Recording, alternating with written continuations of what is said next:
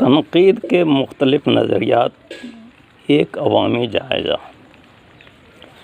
فنی اعتبار سے تنقید کا ابتدائی مرحلہ یونان میں طے پاتا ہے اور ادب پر سب سے پہلا باقاعدہ اظہار افلاطون نے اپنی شہر آفاق تصنیف ریاست کے صفحات پر کیا، اور اس اعتبار سے تنقید کا پہلا نظریہ ساز افلاطون قرار پاتا ہے۔ ویسے تو افلاطون کے نزدیک شاعری ایک غیر ضروری چیز ہے اور وہ شاعروں کو اپنی ریاست میں کوئی جگہ نہیں دینا چاہتا ہے، لیکن اس نظریہ کو دلائل و براہین کی روشنی میں ثابت کرنے کے لیے اس نے جو بحث کی ہے، اس کے نتیجے میں تنقید کا افادی نقطۂ نظر سامنے آتا ہے۔ یعنی اگر شاعری زندگی کے لیے اپنی افادیت تسلیم کرائے تو اسے قبول کیا جا سکتا ہے، اور یہی وجہ ہے کہ افلاطون کے دیگر اہم مکالمات میں سے ایک میں، جس کا ترجمہ بزم طرب کے نام سے ڈاکٹر عابد حسین نے کیا ہے، درج ذیل بحث ملتی ہے۔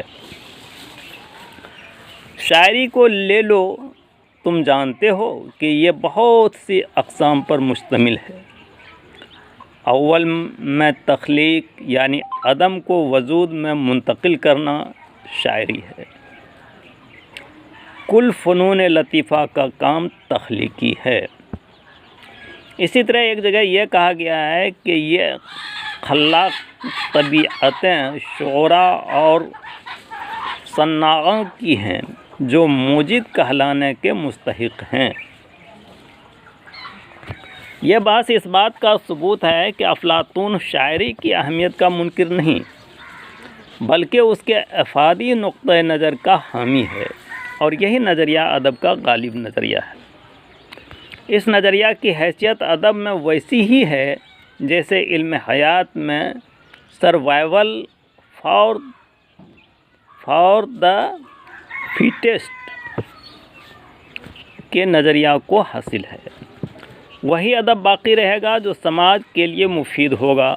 اگر شعر و ادب میں تعمیری پہلو نہیں ہیں تو ان کی حیثیت محض نقل کی ہوگی، وہ بھی تیسرے درجے کی۔ جو صالح ہے وہی بہتر ہے، غیر صالح کی ترجمانی نہیں کی جانی چاہیے۔ یہ وہ نظریہ ہے جس کی باز گشت آج تک سنائی دے رہی ہے اور بیک وقت مختلف سمتوں سے سنائی دے رہی ہے۔ افلاطون کے فوراً بعد اس کے شاگرد ارسطو نے افلاطون کے نظریہ نقل کی ایک نئی تفسیر پیش کی اور بتایا کہ بلا شبہ تخلیق زندگی کی حقیقتوں کی نقل ہے، لیکن یہ نقل محض نقالی نہیں ہے۔ کوئی تخلیق کار جب زندگی کی حقیقتوں کو پیش کرنا چاہتا ہے تو وہ اسے ہو بہو ایک تاریخ نویس کی طرح دہرا نہیں دیتا ہے، بلکہ تخلیق کار اس حقیقت کو اپنے طور پر جیسا محسوس کرتا ہے، اس سے جو تاثر قائم کرتا ہے، اس کے ذہن میں اس کا جو خاکہ مرتب ہوتا ہے اور اس سے وہ جو نتیجہ اخذ کرتا ہے، ان سب کی شمولیت اسے ایک نئی حقیقت میں بدل دیتی ہے۔ یہیں سے تخلیق میں تخیل کی اہمیت کا نقطۂ نظر ابھر کر سامنے آتا ہے، اور تخلیقی عنصر میں جمالیاتی پہلو کا احساس شامل ہوتا ہے۔ ارسطو نے افلاطون کے نظریہ نقل سے بحث کرتے ہوئے فنکار کی نقل محض خارجی نہیں ہوتی، بلکہ خارجی مواد داخلی تصورات سے ہم آہنگ ہو کر حسن پیدا کرتے ہیں، اور یہی حسن پن کا احساس دلاتا ہے۔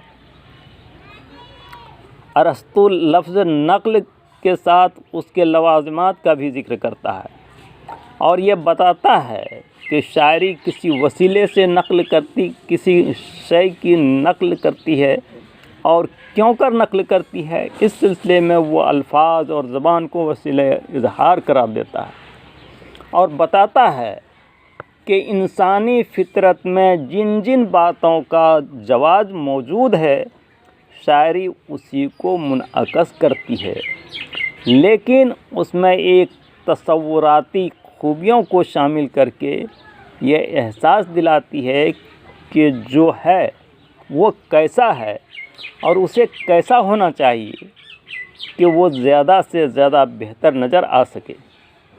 ان تین چیز کی ہم آہنگی ہی کسی تخلیق کو وجود میں لانے کا سبب بنتی ہے۔ ارسطو نے ڈرامے کے تعلق سے بھی تفصیلی بحث کی ہے۔ ارسطو کے ان تمام تر مباحث پر آئندہ صفحات میں بحث کی جائے گی۔ فی الحال اتنا اشارہ کافی ہے کہ ارسطو نے جو نظریاتی مباحث پیش کیے ہیں انہی کی بنیادوں پر آگے چل کر تاثراتی، تاریخی، جمالیاتی اور رومانی نقطہ نظر کو عروج حاصل ہوا۔ تنقید سفر کا ایک مرحلہ ہندوستان میں بھی طے ہوتا ہے۔ سنسکرت تنقید کی ابتدا بھرت منی کے ناٹیہ شاستر سے ہوتی ہے۔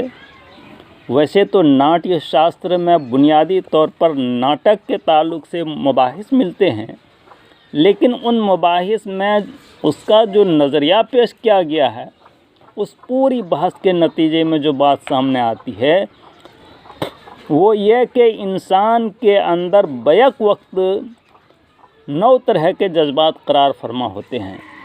کبھی وہ خوفزدہ ہوتا ہے تو کبھی بہادری دکھاتا ہے، کبھی اس پر ہیبت طاری ہوتی ہے تو کبھی سوز و گداز کے مرحلے سے گزرتا ہے، کبھی حیرت زدہ ہوتا ہے تو کبھی محبت میں گرفتار ہوتا ہے اور کبھی نفرت اس کے دلوں میں ویبھت روپ اختیار کر لیتی ہے۔ تب وہ سکون و سپردگی کی تلاش میں رومان اور مزاح کا راستہ اختیار کرتا ہے۔ بھرت منی آگے چل کر یہ بتاتے ہیں کہ کوئی تخلیق اس وقت تک کامیاب نہیں ہو سکتی جب تک وہ ان مختلف جذبات میں سے کسی ایک کے ساتھ خود کو ہم آہنگ نہ کر لے۔ فن دراصل کیفیتوں کے اظہار کا نام ہے جو قاری کے اندر حسی جبلتوں کو انگیخت کرتی ہے۔ بھرت منی کی یہ بحث شعر و ادب کے حسی نظریے کو سامنے لاتا ہے۔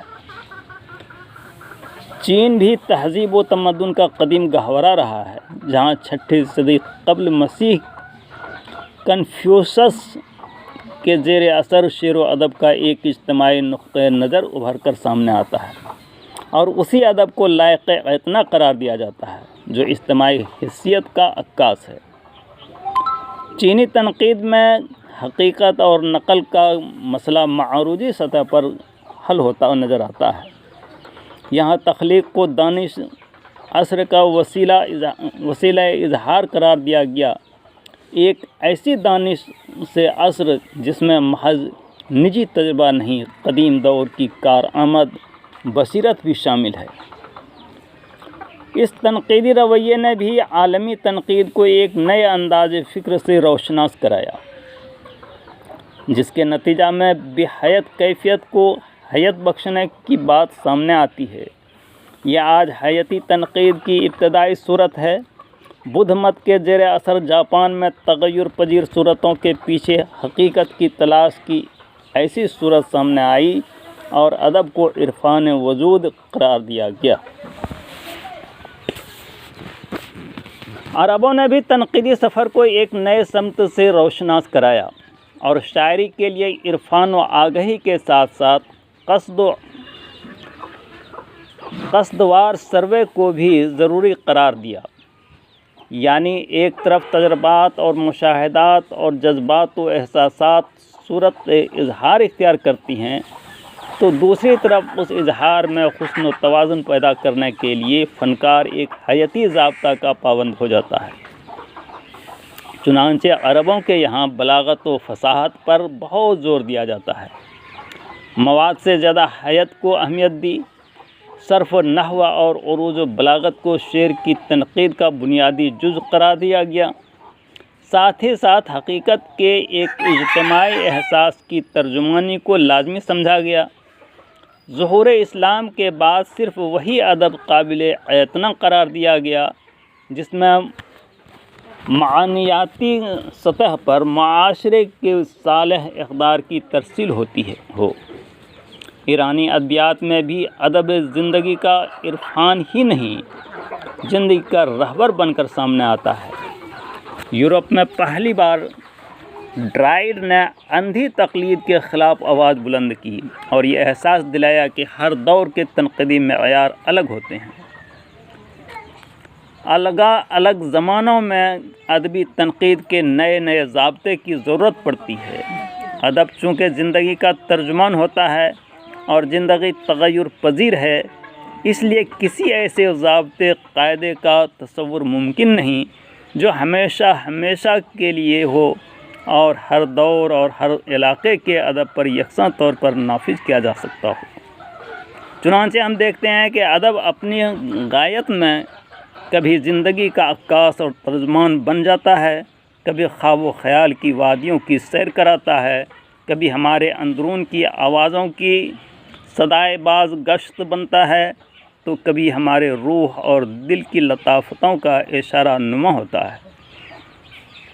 کبھی یہ نامساعد حالات کے خلاف ایک احتجاج بن کر سامنے آتا ہے، تو کبھی ہماری ناتکمیلیت کی تلافی کی کوشش کرتا ہے۔ غرض کہ زندگی کی طرح ادب میں احوال و آثار کی طرح تغیر آشنا ہوتا ہے۔ اس بنیادی تصور سے فکر و نظر کی متعدد شاخیں پھوٹتی چلی گئیں اور شعر و ادب پرکھ کی نئی نوعیتیں سامنے آتی چلی گئیں۔ تاثراتی تنقید، جمالیاتی تنقید، نفسیاتی تنقید، تاریخی تنقید، حیاتی تنقید، تجرباتی تنقید، رومانی تنقید، سائنٹیفک تنقید، ترقی پسند تنقید، جدید تنقید، مابعد جدید تنقید وغیرہ کے نام سے تنقید کے مختلف دبستان وجود میں آئے۔